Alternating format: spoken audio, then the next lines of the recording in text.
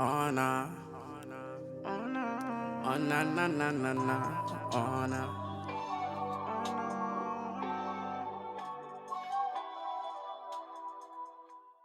Hi everyone, and welcome to my channel. Thank you so much for stopping by. This is, as you can tell by the title, a video where I will be tracking my spending for the month of February. So this is my first official video that I am recording for this channel.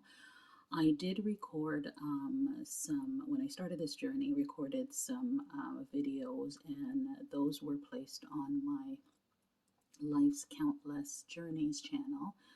But as I had said in that video, this is me trying to sort of get my finances in order, get in a good place to ensure that I move into retirement in a good place. And the first step in doing that is seeing where I'm spending, where the money is going, where I can cut. So this channel is, as I said, newly created, and it is budgeting with countless pages. So on here, this is where I will be uploading anything having to do with my cash stuffing, my spending tracking, and anything related with my budget. And eventually, I will be going into the whole the debt situation, because that is definitely something that I am trying to work on. And the whole purpose, of course, is to start with tracking the spending, see where you can tighten things up. I'm certain myself, like everyone else, we have all struggled through the last couple years in one way or another. So I guess it's about being intentional about doing things intentionally, right? And no longer sort of just winging it, or just saying, it's all good, it'll all work out, but more along the lines of being intentional about everything that you do, every dollar that you spend. And that's why I've watched the whole cash stuffing, cash envelopes, and those types of video. I've watched those for like 7+ years now. I actually did start it 7 years ago myself, but it didn't last very long. I sort of fell off shortly after starting the process. So this is my reboot, and again, I did start it up again back in October of last year, but only started making videos about my journey in January. So, and the videos, as I said, keep myself accountable. So, if you like this type of topic, certainly hit that subscribe button and join my journey over here. The cash stuffings are not enormous like you will probably see on most channels. It is just me working through, as a single mom, working through my very limited budget. So, enough of that. We're going to get right into reviewing my spending for the month of February, which there are not a lot of items to review. It is a very short list, but still some things to talk about. So we'll just get right into the spending. In this book, this is where I do the monthly, and normally I will write over here other expenses that I've had. I didn't do that for the month of February. Like in January, I wrote my sinking funds here, but I have created a new sheet for tracking my sinking funds, so I didn't bother doing that over here. So after doing that, this is where each page is a week and write down my spending for the week. So we're trying to be very intentional about doing that and accounting for where I am spending throughout the month. I will total up each category here at the end of the week and put the total spent there. So that's what I do here.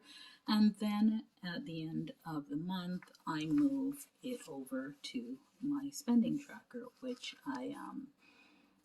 I created. And anyone's interested in a spending tracker, I do have this in my Countless Pages Etsy store. So let's go through my list of items. I have the first one is groceries, and groceries is an area, as I've discussed in last month's video, that I typically go over. And I'm not even going to beat myself up with this category anymore, especially with what is going on these days. As you can see, and everyone is experiencing it, not just me, grocery prices have gone completely out of control. And with everything that is going on now, and my heart goes out to everyone in Ukraine, and I'm praying for each and every one that, that people will stay safe, that the kids, the mothers, and those fathers that have to fight in this horrible, horrible war, I am praying that they will all stay safe. But with all these things going on in the world, of course, with COVID still also there, groceries have gone way, way out of, almost everything has gone out of control in terms of cost, right? So my grocery budget is $550 for the month. This is an area that even before everything went out of control, I was always, always over in my grocery budget. And this was one of the key reasons for doing the spending tracker, was to see, how I could, intentionally try to stay within that budget. As you can see, this is what I spent, $733.46 for groceries. So I went over by $183.46. So that, of course, is part and parcel because things have considerably gone up. I have been a lot more intentional in my grocery, in trying to stay in line with my grocery budget. However, with all of that effort, I have still gone over, and I know a lot of that overage is because of, the rise in costs. When I did last month's budget, I had said that I am looking to increase this, because this is sort of where I had it at $500. I put on $50 way back when, but I was looking to say that I would probably increase that $550 because, within that also includes household items. Because I order online, everything is just ordered together. So you got your detergent, your dishwashing, your cleaning products, toiletries, all are ordered in there. So I was looking at this now, saying that I was going to raise this anyways. So I'm not going to be too alarmed with the overage here going into March. Just know that I have bumped this up to a $700 budget, and I am now going to track based on that and try to stay within that budget. So that now eating out, I put $100 budget here, but I really never had a budget for eating out. I have been on this path of trying not to order any food, not to order out at all. I realize I'm being unrealistic when I say that, because life is just too busy to say that you're never going to order out.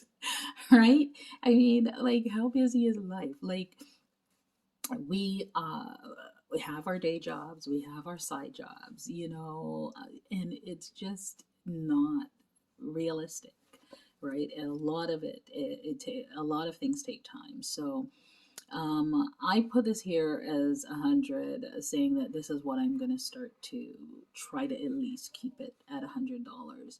Well, for the month of February, I spent 256 on eating out, and that is, I'm just going to look back to January. I stayed under $100. So I guess that's why I thought, moving into February, maybe I could just, because I never had a budget for it, maybe I would now use this as a guideline for my budget. It didn't work. It didn't work, folks. But anyways, so I'm 156 over in eat out, and I'm going to try my best to have more months like this. So I also spent in drugstore purchasing medicine, so I didn't have a budget for that. I am now going to put a cash envelope for this in my sinking funds, so, and make it a priority, because this was really the purchase of, and I call it medicine, but it really just vitamins and some additional costs to some prescription medicines, which sometimes I don't always have that. So I'm thinking the best thing to do is to make a cash envelope for that. Now that I'm, being intentional in writing things down, you see things and you can now make a plan and decide to plan for it. So that is going to be a new cash envelope for a drugstore medicine. I probably call it wellness or something like that. Car expense, I spent $15 there. That was for a new, my son broke my windshield cleaner scraper, so I had to order a new one of those. Home expense, I had to order salt because it has been hella cold here and icy and stormy and whatnot. So I ran out of salt. This is the first year in a long time that I actually ran out of salt. My condominium complex, normally they provide us with a bag because they use special types of salt on our front porch and whatnot, because they want to ensure that we're using the right one, that we're not further corroding the asphalt out there. So they always provide it. So I haven't, in the last 3 years, I've never had to buy salt, but this year has been so bad. We've been using it so much. I had to go ahead and buy some of their expensive salt. So that's what that was. And I do have cash envelopes for these, so I will be actually taking that out of there. Gas, I have gone nowhere. And I had budgeted $60 for gas last month, and I spent nothing. And so there's that. And this is something new that I added, because I was never adding in my bank fees. $15.95 for my bank fees. So I'm going to start to add that in there, and probably also make a point of ensuring that either, because I do it monthly, it comes out monthly. I'm not sure I'm gonna necessarily have like a cash envelope for it, but I'm gonna track it to just make sure that somehow it's reflected in my budget, because that's $16 every month. When you add that up in a year, like, you see what I'm saying. So we want to make sure that that is being captured. So really, it's very short. I've not done any fun stuff, not gone anywhere anywhere, I don't know, to spend any additional money. All of this eat out was not actually eat out, it was eat in because I ordered it in, right? So that is really my spending. So I am still very happy with seeing that because there were times gone by where my spending list would have doubled these pages. So, and then I would be sitting wondering, okay, why is everything so out of control? And everything was out of control simply because I wasn't tracking what I was spending and being intentional about it. So, having done that, it's opening up my eyes so that I can see. And like I said, I started this process back in October of last year. So this is really, really come a far way.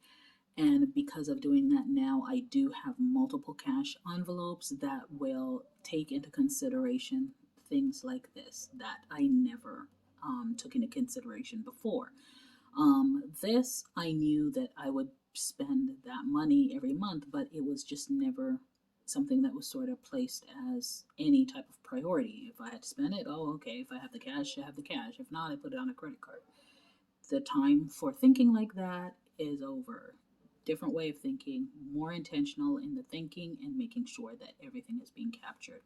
So if I can keep and I know as because our areas are opening up now, while mandates are being dropped, going into the summer, this is not going to look like this, I'm sure. But it's still going to be a situation that is much, much more under control because because I have sinking funds and I have my cash envelopes. So I'm going to add this up, total spent, and then show a total, and then show the total balance in terms of negative or positive, and then see where I am at overall for the month and compare it to January. And I'm back. So I have gone ahead and added all of that up, and we have, of course, I had a budget of 710 total things that I had actually budgeted for. I spent 1,099.67. That put me at $351.85 spent that was not budgeted for. Now, this and this number doesn't, of course, it doesn't match, and the reason for that is because these two items here, car expense and home expense, although they were not budgeted for, I do have a cash envelope for them, so they are actually a part of the sinking funds. So I didn't add them in here as a negative. So I came out with a total of $351.85 total dollars that I never budgeted for. So still some work to be done so that I can end a month on an even keel under here. If we compare with January, in January, my groceries had a 450 budget. I went to 638, so that prompted some changes for this month. Overall, in January, my numbers were 570. I spent 1,154, so in January I was definitely over by $709.50. So over a lot more in terms of spending in January. So February is half of that. So that's something. So that's what we're looking for, celebrate the small wins and the small improvements, because without small improvements, we're not going to see big improvements. So It's about being consistent and staying on track and just knowing that every little bit helps. I think that's the main thing because sometimes we see that we're doing something small and you're like, okay, what's the point? Why bother? Why bother do that? Because that small thing that you're doing over time will make sense. And I don't point to anything very specific when I say that because that type of thinking can apply to anything in life, right? Just keep at it, even when it seems like really, the returns are really minuscule. You might think, why bother? Because in time, you know what I mean, you will see and you'll reap the benefits from what you're doing. So, thank you so much for joining my spending update. I will be posting a update on. I'll be posting my cash stuffing video um, after this one. Just trying to think if there's anything else I need to tell you other than thank you so much for joining. I appreciate you taking the time to watch and see my journey. I appreciate any um, criticism. I can handle criticism as long as it is meant and not mean spirited. And I welcome it all. Let's just take this journey together. I think we can all benefit and learn from each other. Again, thank you very much. Like, share, and subscribe, and tell someone about my channel. Thank you.